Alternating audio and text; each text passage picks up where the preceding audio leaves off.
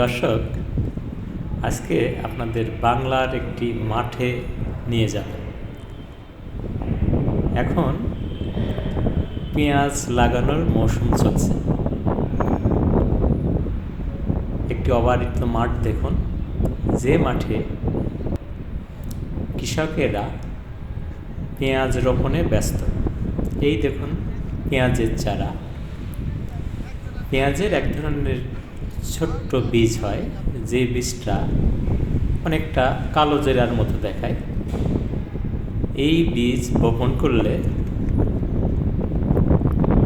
বীজ থেকে ছোট ছোট চারা গাছ জন্মে, যাকে বলা হয় পেঁয়াজের চারা। বীজ বপনের 1.5 থেকে 2 মাসের মধ্যে পেঁয়াজের এই চারা রোপণের উপযোগী হয়ে পড়ে। তখন বীজতলা থেকে পেঁয়াজের এই চারা তুলে নতুন করে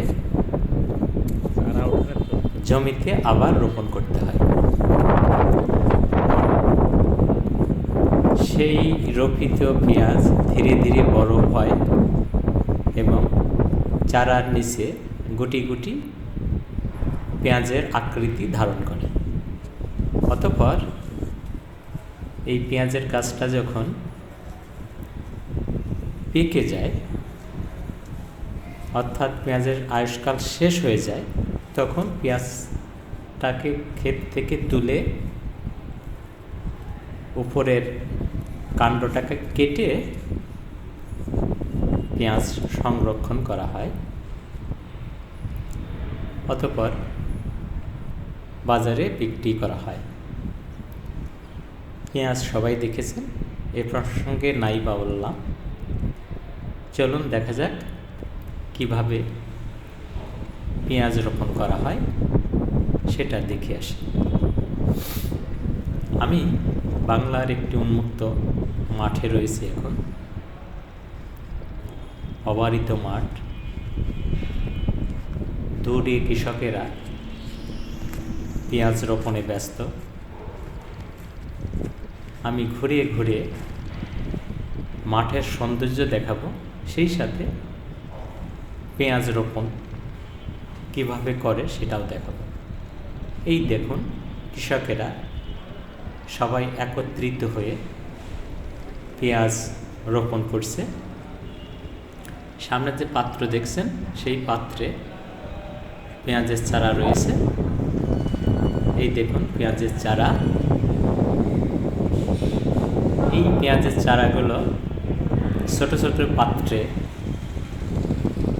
কৃষকের সামনে থাকে, সেখান থেকে পেঁয়াজগুলো রোপণ করা হয় এবং সামনের দিকে এগিয়ে যাওয়া হয়।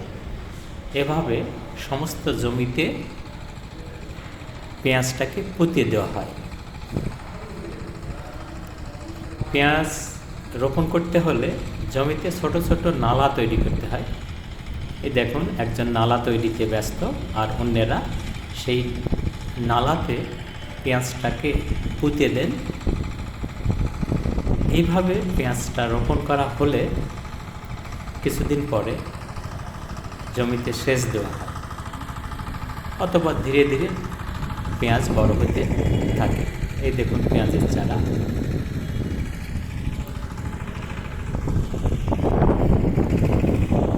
কৃষি একটি মহৎ পেশা, কিন্তু দুঃখের বিষয় হলো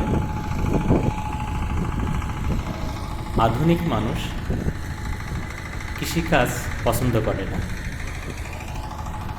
যে কারণে কৃষকদের যোগ্য সম্মান দিতে চায় না। চাষা বসা বলে কৃষকদের অনেক সময় তাচ্ছিল্যও করা হয়।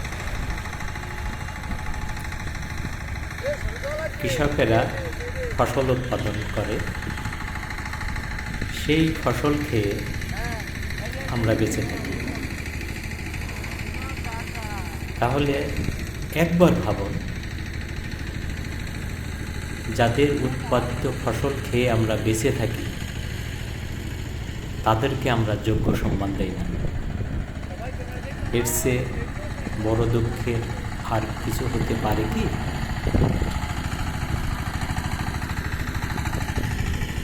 কৃষকেরা যদি সংঘবদ্ধ হয়ে তাদের উৎপাদিত ফসলের দাম নিজেরাই নির্ণয় করতে পারতেন তাহলে ভালো হতো। কৃষি উৎপাদন অনেক কিছুর উপর নির্ভরশীল, তার মধ্যে আবহাওয়া এবং প্রাকৃতিক দুর্যোগ রয়েছে। দুর্যোগপূর্ণ আবহাওয়াতে অনেক সময় কৃষি উৎপাদন ব্যাহত হয়, সে কারণে কৃষি পণ্যের দাম বেড়ে যায়। কৃষি পণ্যের দাম বেড়ে গেলেই চারদিকে যেন হৈ হৈ রব উঠে যায়। কিন্তু খেয়াল করুন, ফসল উৎপাদনে অনেক ব্যয়। ফসল যদি ঠিকমতো উৎপাদিত না হয় তাহলে ফসলের দাম তো একটু বাড়বেই। উৎপাদিত ফসলের উৎপাদন মূল্যর চেয়ে যদি কিছুটা লাভ না হয় তাহলে মানুষ কৃষিকাজ করবে কেন? সুতরাং কৃষি পণ্যের দাম নিয়ে এতটা হইচই করা উচিত নয়। কৃষকেরা ধনী হলে দেশটা উন্নত হয়ে যাবে। একজন কৃষক যখন সচ্ছল হয়ে ওঠে তখন কিন্তু তিনি তার শ্রমিকদের বেশি টাকা দেন। সুতরাং দেশের অর্থনীতি এভাবে বেগবান হয়। সেই সাথে কৃষি পণ্যের দাম বাড়লে বেকার সমস্যাও অনেকটা কমে।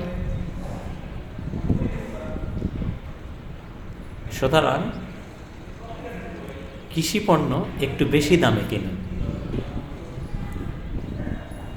এখানে কথা হলো, যারা সব কিছু ক্রয় করে খান তাদেরও তো বেঁচে থাকতে হবে, কিন্তু একটু অন্যভাবে ভাবুন। ধরুন আপনার সপ্তাহে 3 কেজি পেঁয়াজ লাগে, সেখানে 1 কেজি খেতে পারেন,